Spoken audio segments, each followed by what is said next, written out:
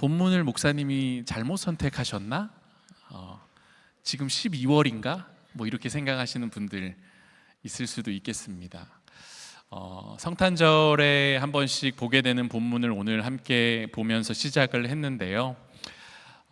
여기 캐릭터가 하나 나오죠. 헤롯이라는 사람이 나옵니다. 여러분, 헤롯 같은 폭군이 예수님 당시에만 있었겠습니까?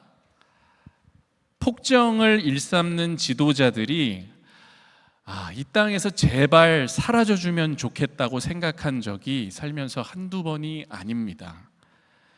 그렇게 생각하는 게 그리스도인의 도리는 아니겠지만, 그럼에도 불구하고 한 명의 백성으로 살아가는 게 너무 피폐하고 답답하고 이 부정과 폭정이 견딜 수 없을 때에는 누구나 그런 마음을 가지고 살 수 있다고 생각합니다. 실제로 오늘 읽은 15절에 헤롯이 죽었다고 나오잖아요. 이번 주에 이걸 읽는데 그렇게 위안이 되더라고요. 때로는 여러분, 세상에서 들려오는 이 온갖 뉴스들이 너무 시끄러우면 그냥 귀를 틀어막고 조용히 골방에 들어가고 싶다는 생각도 하기는 합니다. 영향받지 않고 나의 페이스만 잘 유지하고 싶은 마음이 드는 거죠. 너무 시끄러우니까. 세상이 뭐라고 떠들든 난 신경 안 쓴다. 어차피 그러다가 또 수그러들 테니까. 뭐 이런 자세, 이거 이해가 안 되는 건 아닙니다. 누구에게나 또 잠시 동안의 그 고요의 묵상의 시간이 필요하기 마련이니까요. 근데 여러분, 오늘 이 본문을 보면서 우리가 이런 질문을 같이 한번 던져봤으면 좋겠습니다. 예수 그리스도의 삶은 과연 세속 정치와 무관했을까? 이 질문을 여러분 조금 더 발전시켜 보면 이렇게 질문할 수도 있습니다. 예수 그리스도를 머리로 모시고 있는 주님의 몸된 교회는 세속 역사와 정치와 무관할까? 여러분 어떻게 생각하시나요? 기독교는, 교회는 세상이 돌아가는 것과 무관하게 그저 신앙만 강조하면 되는 걸까? 믿음만 있으면 세상에서 어떤 모습으로 살아가든 상관없는 것일까? 여러분 이미 좀 감지하셨겠지만 흐름을 무관하지 않습니다. 다시 말씀드리지만 성탄절도 아닌데 초여름 6월에 예수께서 탄생하시는 본문을 다시 꺼내어 본다는 게 여러분 좀 이상하다고 생각하실 수도 있지만, 이 탄생 기사 안에 담긴 현장이 저는 결코 오늘 우리가 살아가는 현장과 무관하다고 보지 않습니다. 과연 예수 그리스도께서 이 세상에 아기 예수로 태어나셨을 때 세상은 어떻게 돌아가고 있었는지, 아기 예수의 탄생에 당대의 권력은 어떻게 반응했는지, 그리고 세속 역사는 하나님의 역사와 어떠한 다이내믹스, 어떠한 역학관계에 있는지 한번 오늘 잠깐 살펴보고 가기를 원합니다. 오늘 설교는 짧아요. 왜냐하면 오늘은 순서가 많거든요. 그래서 지루하지 않을 테니까 여러분 집중해서 잘 들어주시고 소그룹 시간에 같이 좀 나눠보는 시간도 있으면 좋겠습니다. 이 주제로. 먼저 여러분, 오늘 본문을 보면 한 생명이 태어나고 한 생명이 죽는 것을 언급하고 있습니다. 여러분, 누가 태어납니까? 예수 그리스도. 누가 죽어요? 헤롯 대왕이 죽습니다. 그런데 여러분, 아기 예수의 탄생과 헤롯의 죽음 사이에 뭐가 있습니까? 상당히 긴 시간이 존재한다는 겁니다. 무슨 말이냐 하면, 하나님의 독생자 예수 그리스도께서 이 땅에 오신다고 하면 사실 하나님께서 직접 나서서 위협적인 장애물을 좀 다 치워주시고, 특별히 아기 예수의 생명을 앗아가려는 이 헤롯 같은 사람은 어떻게든 무대 위에서 끌어내릴 수도 있으실 것 같은데 그렇게 안 하신다는 거예요. 오히려 어떻게 됩니까? 헤롯이 죽을 때까지 예수를 위협받지 않는 곳으로 옮기십니다. 누구를 통해서요? 마리아와 요셉을 통해서. 왜 폭군을 제압하지 않으시고 하나님은 이제 막 갓 태어난 이 생명을, 이 아기를 이렇게 고생시키실까? 헤롯이라는 인물을 우리가 좀 공부해 볼 필요가 있습니다. 어떤 인물입니까? 온갖 욕을 다 갖다 붙여도 될 만큼 사악한 인물이었습니다. 괴물이에요. 요한계시록의 상징적 언어로 표현하면 이 사람은 짐승입니다. 정치 고인물이어서 아기 예수가 태어나자마자 뭔가 감지해요. 이거 보통 일이 아닌데? 그리고 그거를 딱 눈치채자마자 어떻게 합니까? 갓난아기인 예수를 잡아 죽이려고 할 정도로 무자비한 사람이었습니다. 아기인데. 아기 예수가 태어날 때가 바로 이 헤롯 대왕이 통치하던 시기입니다. 그는 팔레스틴 인접 지역을 통치한 헤롯 왕조의 가장 주된 실세였다고 보시면 됩니다. 25세라는 어린 나이에 이미 갈릴리 총독을 역임했고 로마군의 도움을 받아서 반대 세력을 완전히 척결한 사람입니다. 적이 없어요. 지나친 권력 집착으로 백성들을 억압합니다. 과중한 세금을 징수하고 각종 건축 사역, 극장, 원형 경기장, 기념비, 우상재단, 성체 등등을 짓는 작업을 백성을 동원해서 고된 부역을 강요했고요. 그래서 해당 지역에 있는 유대인들로부터 엄청난 비난을 받습니다. 근데 눈 하나 까딱하지 않아요. 특징이 몇 가지 있다면 헤롯 대왕은요, 로마 황제 가이사와 친분이 있었습니다. 그러니까 빽이 있는 거예요. 로마의 군대가 애굽을 점령할 때 기병 지원군을 보내고 그 대가로 로마 황제로부터 면세 혜택과 로마 시민권을 받고요, 유대 총독으로 임명된 사람입니다. 정치꾼들이 어려울 때 여러분 이렇게 갑자기 막 서로를 돕잖아요. 예전에는 적인 것 같았는데 갑자기 어느 날 보면 TV에서 같이 손잡고 나오는 경우들이 있거든요. 여러분, 정치에서는 그냥 도와주는 경우는 없습니다. 왜 그래요? 그 사람들이 서로 긴밀하게 뒤에서 주고받는 게 있기 때문에 그런 모습이 나오는 겁니다. 뒤에서 이루어지는 거래가 있기 때문에 앞에서 좋은 모습으로 보여지는 거예요. 뭔가 보기에 평범하지 않은 일이 벌어지는 것 같은데 뒤에서 뭔가 일어나고 있는 겁니다. 우리에겐 잘 보이지 않을 뿐이죠. 아무튼 여러분, 이런 모든 작업을 통해서 헤롯은 엄청난 권력을 가진 사람이 되는 것입니다. 마태복음 2장 4절에 보면 헤롯은 지금 대제사장들과 서기관들을 매수하고 있습니다. 7절과 8절을 보면 동방에서 온 박사들에게 거짓말을 합니다. 16절에 가면은 베들레헴과 그 근방 지역에 있는 2살 아래 아기들을 대학살하는 장면이 나옵니다. 이후 루머로 인해 자신의 아들 아리스토블루스와 알렉산더를 왕위 찬탈 음모죄로 처형합니다. 가족도 죽여요. 큰아들 안티파텔까지 처형한 다음에 37년 동안 독재를 하고 자신의 생애를 마무리합니다. 그러니까 여러분, 평생 살면서 손에 피를 어마어마하게 묻힌 사람이에요. 가족이고 뭐고 상관없이 권력을 위해서라면 희생양을 삼는 겁니다. 통치 기간 내내 이 사람이요, 병에 걸렸었는데 어떤 병들이 있었는지 제가 여러 조사를 통해 나열을 해보겠습니다. 피부병, 내장고통, 악성종양, 몸의 벌레, 천식, 사지경련을 겪고 고통당하다가 죽었다. 여러 번 자살 시도를 했다고 합니다. 평상시에는 그 누구도 믿지 않았기 때문에 사과 하나를 먹을 때조차 자기가 직접 깎아 먹었다고 합니다. 그러니까 일종의 정신병이 있었던 거예요. 그리고 여러분, 자식들만 죽인 게 아니에요. 외조부와 동생과 부인들을 살해했고요, 아내가 되게 많았어요. 자식들이 불륜, 이혼, 재혼, 중혼, 근친상간 등의 문제로 매우 문란한 문화가 이 사람으로부터 비롯되었다. 역사는 이 사람을 이렇게 평가하고 있습니다. 요약해 보겠습니다. 헤롯 대왕 여러분, 폭군이었고요, 문란했고 잔인했고 치밀했습니다. 제가 왜 이렇게 장황하게 헤롯을 설명하냐? 여러분, 우리가 이렇게 생각할 수 있어요. 왜 하필 이렇게 어마어마하게 지독한 왕이 통치하던 시기에 독생자 예수 그리스도를 그 땅에 보내셨을까? 여러분 그 생각 들지 않으세요? 저는 이해가 안 되는 거예요. 굳이 이 헤롯이라는 어마어마한 짐승 같은 괴물이 통치를 할 때 아기 예수를 그 땅에 보내시는 거예요.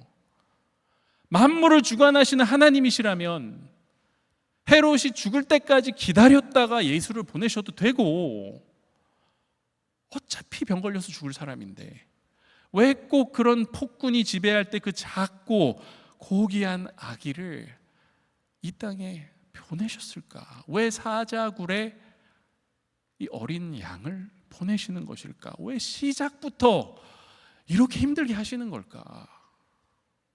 그렇지 않습니까, 여러분? 근데 이제 그런 묵상을 하다가 이런 생각도 하게 되는 겁니다. 그런데 하나님 아버지 같이 계획이 확실하신 분이 이 세상에 또 없잖아요. 하나님 어떤 분이십니까? 만물의 창조주시잖아요. 세상을 운영하시는 분, 세상을 이끌어 나가시는 분이잖아요. 우리의 눈으로 보면 최악의 환경과 최악의 타이밍이라고 여길 수 있을지 모르나? 하나님의 관점에서는 어쩌면 인류 역사상 가장 적합하고 완벽하고 최적의 타이밍이 아니었을까? 하나님 그런 분이 아닌가? 이제 이런 생각을 하게 된다는 거죠. 그래서 여러분 마리아에게도 요셉에게도 얼마나 힘들었겠어요. 아기 예수에게도 베들레헴이라는 아무도 알아주지 않는 그 작은 마을을 생각했을 때에도 가장 완벽한 타이밍으로 하나님은 딱 일을 행하셨는데, 문제가 뭐예요? 나한테 그거를 바라볼 수 있는 눈도 믿음도 없는 게 문제인 거죠. 시편 33편 말씀이 생각이 났습니다. 제가 10절부터 15절까지 봉독을 해볼게요. 잘 한번 들어보세요. 여호와께서 나라들의 계획을 패하시며 민족들의 사상을 무효하게 하시도다. 여호와의 계획은 영원히 서고 그의 생각은 대대에 이르리로다. 여호와를 자기 하나님으로 삼은 나라 곧 하나님의 기업으로 선택된 백성은 복이 있도다. 여호와께서 하늘에서 굽어보사 모든 인생을 살피시며 곧 그가 거하시는 곳에서 세상의 모든 거민들을 굽어 살피시는도다. 그는 그들 모두의 마음을 지으시며 그들이 하는 일을 굽어 살피시는 이로다. 하나님은 이런 분이시거든요. 여러분, 어떤 통치자와 민족의 계획보다 뛰어나고 영원한 계획을 가지신 하나님 아버지, 그 하나님을 신뢰하며 가는 복된 백성, 그리고 그 모든 세상사를 하나님께서 어떻게 하신다고요? 굽어 살피신다는 거죠. 사람들의 마음까지 다 지으셨다는 거죠.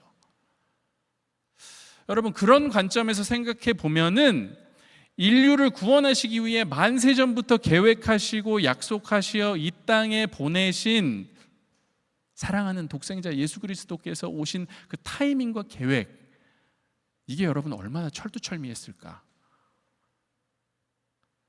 다시 여러분 생각해 봅니다. 그렇다면 하나님의 계시의 타이밍은 완벽하다면 예수 그리스도의 탄생과 헤롯의 통치가 동떨어져 있지 않고 이렇게 오버랩돼 있는 건 여러분 우리에게 이제 어떤 메시지를 이제 준다는 거죠. 이게 어떤 메시지입니까? 바로 세속 역사와 하나님의 역사는 동떨어져 있지 않고, 어떻게 보면 가장 난폭하고 어둡고 타락한 폭정의 한복판으로 말 못하는 가장 연약한 존재를 보내셔서 그걸 뚫고 살아내게 하는 그 방법, 그 방법이 하나님의 방법이라고 오늘 우리에게 말씀하고 있는 것입니다. 우리 개개인에게도 감당하기 어려운 그런 인생의 어두운 시기들이 있을 줄 믿습니다. 여러분, 살다 보면 그런 때 있잖아요. 뭔가 너무 어둡고 내 인생이 내 힘으로 뭔가 하나라도 해보려고 하는데 잘 안 되고, 세상은 그냥 미쳐 돌아가고 있고, 그렇죠? 근데 그런 세상에 살면서 나의 존재 자체에 대한 의문이 생기기 시작할 때, 그럴 때 우리가 아기 예수를 잠시 떠올려 보자는 겁니다. 꼭 성탄절이 아니더라도 살아내신 분, 뚫고 가신 분, 그리고 그 고된 인생길을 걸어가시면서 마지막에 십자가 앞에 서시기까지 버티시고 감당하신 분, 어쩌면 아기 예수의 이 이야기는 오늘 우리에게 정말 위로가 되는 얘기일 수도 있겠다. 오늘 본문을 보면 여러분 두 가지 언어가 이렇게 수면 위로 이렇게 올라오는 것을 볼 수가 있습니다. 이것만 얘기하고 마무리를 할 건데, 이 두 언어가 모두 아기 예수에게 정말 큰 영향을 미치고 있습니다. 첫 번째가 뭡니까? 헤롯의 언어입니다. 굉장히 정치적인 언어라고 볼 수 있습니다. 헤롯이 사용하는 언어는 동방 박사들을 교묘하게 속여서 자기가 원하는 걸 얻어내고자 하는 언어입니다. 이후에 이게 자기가 뜻한 대로 되지가 않죠. 그랬더니 어떻게 해요? 사람을 죽이는 언어를 사용함으로써 많은 생명을 실제로 죽음으로 몰아갑니다. 그러니까 아기 예수께는 굉장히 위협적이고 적대적인 언어입니다. 저는 그런 생각을 해요. 헤롯은 죽었죠. 오늘 말씀에도 있는 것 같이. 근데 헤롯의 언어는 살아 있어요. 오늘날까지 살아 있습니다. 그래서 믿는 자들 그리고 무고한 백성들을 여전히 괴롭히고 있습니다. 이 언어는 사라지지 않아요. 그리고 이 언어에 능통한 사람들이 세속 사회에서는 우두머리가 되는 경우가 정말 많다는 것도 우리가 간과할 수 없는 사실입니다. 근데 여러분, 이 언어가 전부가 아니라고요. 본문에 또 한 가지 언어가 지금 이렇게 올라오고 있는데, 그게 뭐냐 하면 헤롯의 언어와는 전혀 다른 속성의 언어입니다. 바로 하나님의 언어가 보여지고 있습니다. 하나님의 언어가 특별히 이 본문에서는 어떤 단어로 나오냐 하면 꿈이라는 단어로 나와요. 꿈이라는 영역에서 작동하는데 이게 신비 그 자체입니다. 왜냐하면 여러분 생각해 보세요. 헤롯같이 모든 권력을 다 거머쥐고 있는 사람도 절대로 주무를 수 없는 영역, 그 영역이 뭐겠습니까? 그게 꿈의 영역이거든요. 제 아무리 헤롯 대왕이라도 사람의 꿈을 건드릴 수는 없잖아요. 이게 여러분 무엇을 뜻하는 걸까요? 세속 역사가 우리의 삶을 송두리째 흔드는 것 같아도 절대로 흔들 수 없는 영역이 우리에겐 존재한다는 거예요. 하나님의 경륜은 세상의 이치와 다르게 흘러간다는 것을 여기서 보여주는 겁니다. 헤롯이 아무리 머리를 굴려봐야 절대 따라올 수 없는 하나님의 영역이 있다. 인간이 아무리 똑똑해도 하나님 앞에서 절대 숨길 수 없는 영역이 있다. 이 영역은 하나님이 주관하신다. 여러분, 우리가 이걸 기억해야 돼요. 이걸 마음에 담아야겠습니다. 동방 박사들에게 어떻게 역사하십니까? 꿈에 나오셔서 다른 길로 돌아가라고 하십니다. 이 사람들의 목숨을 살려주시죠, 하나님이. 요셉에게 어떻게 하십니까? 꿈에서 아기와 그의 어머니를 데리고 애굽으로 이주하라고 하셔서 그들의 목숨을 살려주십니다. 헤롯의 언어가 죽이는 언어였다면 하나님의 언어는 살리는 언어입니다.